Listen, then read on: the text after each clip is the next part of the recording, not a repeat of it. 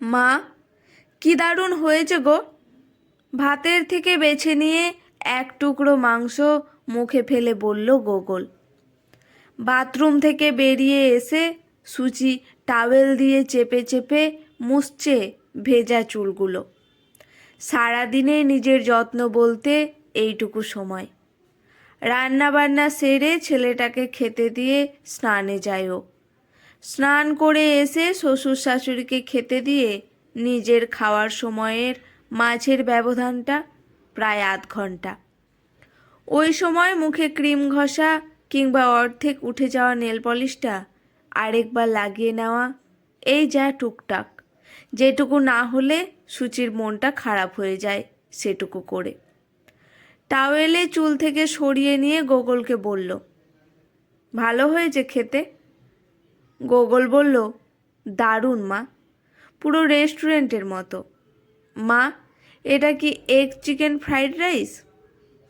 সুচি হেসে বলল, এটা বানিয়েছি শুধু গোগল শোনার জন্য। ভালো লাগছে তোমার? গোগল হেসে বলল, ইটস ইয়াম্মি। ডাইনিংয়ের লাগোয়া ঠাকুর ঘর, আর সেখানে পুজোতে বসেছেন গোগলের ঠাম্মি তথা সুচির শাশুড়ি। পুজো করতে করতেও গোগলের কথা শুনে পিছন ঘুরে যে উনি দেখছেন সেটা বুঝল সুচি। সুচি এটাও জানে এবার ওকে অনেক প্রশ্নের সম্মুখীন হতে হবে। সুচিও প্রস্তুত হলো সব উত্তর দেবে বলে। একটু ভেবে নিয়ে সামনের সোফায় বসে নেল কাটার দিয়ে নখটা ট্রিম করতে বসলো সুচি। একবার ছেলের দিকে তাকিয়ে দেখল কি তৃপ্তিতে খাচ্ছে। তুমি ছেলেটাকে আজ হঠাৎ ফ্রাইড রাইস বানিয়ে দিলে? সুচি মুখ তুলে দেখল সামনে বীণা দেবী দাঁড়িয়ে, হাতে প্রসাদের প্লেট। সুচি উঠে হাত বাড়িয়ে একটা আপেলের টুকরো নিয়ে মুখে ফেলে বলল, দিলাম একটু মুখ চেঞ্জের জন্য। ওদেরও তো ইচ্ছে করে অন্যরকম খেতে। বীণা দেবী বললেন, ওর জন্য জ্যান্ত মাছ আনলো তোমার শ্বশুর সকালে, আর তুমি কি না এইসব? বীণা দেবীর কথা শেষ হওয়ার আগে গোগল বলল, ঠাম্মা, you know it's so tasty. Bina Debi প্রায় চিৎকার করে বললেন, টেস্টি না ছাই, তোর মা কালকের বাসি ভাতগুলো দিয়ে ওসব বানিয়ে দিয়েছে। তুই ছোট মানুষ, বুঝিসনি, খেয়ে নিয়েছিস। গোগল খাওয়াটা থামিয়ে দিয়ে তাকিয়ে আছে সুচির দিকে, হয়তো মায়ের থেকে জানতে চাইছে সত্যি মিথ্যেটা। সুচি মাথা নাড়িয়ে না বলে চোখের ইশারায় খেতে বলল। সেটাও নজর এড়ায়নি বীণা দেবীর। উত্তেজিত হয়ে বললেন, না মানে, আমি মিথ্যে বলছি? বাইরে চিৎকার শুনেই হোক বা খিদের জ্বালাই হোক, ঘর থেকে বেরিয়ে আসলেন গৌতমবাবু।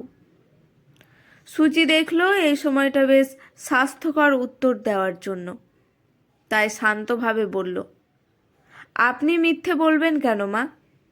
ঠিকই বলেছেন, ওটা আমি কালকের ভাত দিয়েই বানিয়ে দিয়েছি। আর কী বা করতাম? কাল দুপুরে বাবা খায়নি, নেমন্তন্ন ছিল। ভাত বসানোর আগে বলে উনি, আপনি কম খেলেন, সকালে জলখাবারে লুচি খেয়েছেন বলে আপনার ছেলে তো কাল সকালে ভাত না খেয়ে বেরিয়ে গেল, কী সব মিটিং আছে বলে। আর গোগল, সে কতটুকুই বা খায়? তাহলে এত লোকের বেশি হওয়া ভাত আমি কি করতাম? আমি একা কত খাবো? বীণা দেবী বললেন, কে বলেছে তোমাকে খেতে? তুমি নিজের ইচ্ছেতে বাসি ডাল, বাসি তরকারি, মাছ এসব খাও। আমাদের বাড়িতে এসবের চল নেই। বেশি মানেই ফেলে দাও ডাস্টবিনে, তারপর কুকুর বিড়াল যে পারে খাক। কে বলেছে শুনি? সুচি বললেন, মা বলেছে। ছোটবেলায় শিখিয়েছিল, খাবার জিনিস কখনো ফেলতে নেই, নষ্ট হলে অন্য ব্যাপার। আমিও ছোট থেকে অভাব দেখিনি, কিন্তু এরকমও দেখিনি একদিনের বাসি জিনিস ফেলে দিতে হয়।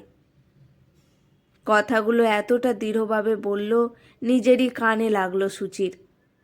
তাই গলাটা নামিয়ে বলল, মা, অতটা ভাত ফেলতে ভীষণ খারাপ লাগে। আর যা ভাত ছিল সেটা আমি একা খেয়েও শেষ করতে পারতাম না। আর এই বাড়িতে চালটা বেশ দামি আর সরু।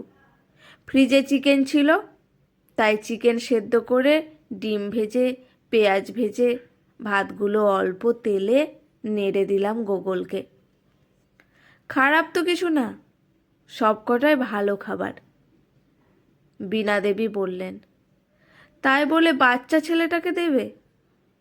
সুচি তখন বলল, বললাম তো অনেক ভাত ছিল, আমি খেয়ে গোগল খেয়েও অল্প থেকে যাবে।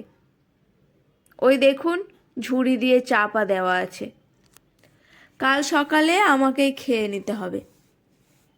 মালতীদি অম্বলের রুগী, আমি ওকে এটা খাওয়াতে পারবো না।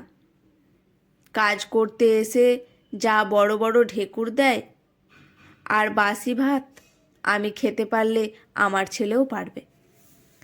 বীণা দেবী বললেন, না, পারবে না, ও বাসি খেতে পারবে না।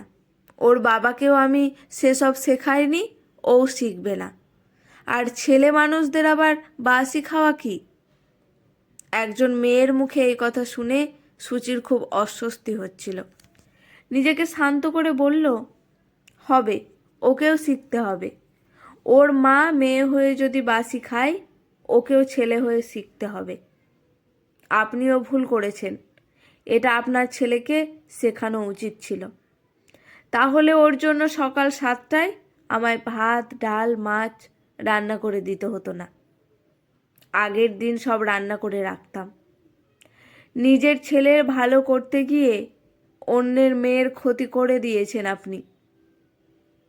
অনেক বড় কিছু বলে দিল সুচি।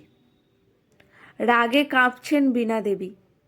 সামলাতে হবে বুঝে গৌতমবাবু এবার শ্রোতা থেকে বক্তার ভূমিকায় নেমে বললেন, আচ্ছা ছাড়ো, ছেলেটা আজ একটু জমিয়ে ফ্রাইড রাইস খাচ্ছে।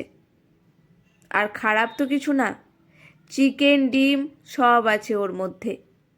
মা বুঝেই দিয়েছে বলেই সুচির দিকে তাকিয়ে বলল, নাও থালা সাজাও, খিদে পাচ্ছে, আজ খুব খিদে পেয়েছে। পরিস্থিতি অনেকটা আয়ত্তে বুঝে নিয়ে সুচি নেল কাটারটা পাশের টেবিলে রেখে উঠে পড়ল। বেসিনে হাত ধুতে গিয়ে দেখল গোগল বসে আছে আর আঙুল দিয়ে ভাতটা নাড়াচ্ছে, খাচ্ছে না। হয়তো বাসি ভাত বলে ঘৃণা লাগছে। সুচি ঠিক করলো শ্বশুর শাশুড়িকে খেতে দিয়ে ওকে খাইয়ে দেবে। হাত ধুয়ে খাওয়ার টেবিলে আসতেই সুচি শুনল গৌতমবাবু বলছেন, আমায় অল্প ভাত দিও। শুনেই মাথা গরম হয়ে গেল সুচির, কিন্তু মুখে কিছু বলল না। ভাতের থালাটা এগিয়ে দিতেই পাশের ঝুড়ি দিয়ে চাপা দেওয়া ভাতটা গরম ভাতে মিশিয়ে নিলেন গৌতমবাবু। বীণা দেবী কিছু বলার আগেই গৌতমবাবু বললেন, ছেলেদের খামোখা দোষ দিও না, বাড়ির মেয়েরা যেভাবে চালায় আমরা সেভাবেই চলি। আমার মা স্কুলে যাওয়ার সময় পান্তা দিত, সোনামুখ করে খেয়ে যেতাম। তোমার শাশুড়ি কখনো বাসি ভাত দেয়নি, তাই খায়নি। আজ তুমি দিচ্ছ, খাবো। শ্বশুরের পাতের বাসি টাটকা সব ভাত মিশে গেছে, দেখে বোঝার উপায় নেই কোনটা কি। দাদুর কথা শুনে নিশ্চিন্তে খেতে লাগলো গোগল। এত বড় বড় গ্লাস মুখে তুলল যেন অনেকক্ষণ পর আবার ভালো খাবারটা খাচ্ছে। সুচির আজ বড় ভালো লাগলো। কত লোক দুবেলা খেতে পায় না, সেই জায়গায় দাঁড়িয়ে এত খাবার নষ্ট সহ্য হয় না সুচির। তাও খাবারগুলো তাদের পাতে পৌঁছলেও হতো, সেটাও হয় না।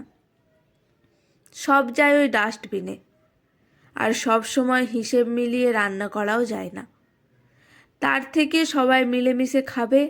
সত্যি তো, ও যেমন খাওয়াবে তেমনই তো খাবে সবাই, তবেই না সে সুগৃহিণী। কলমে অনিন্দিতা মুখার্জি সাহা। আজকের গল্পটি কেমন লাগলো অবশ্যই জানাবেন।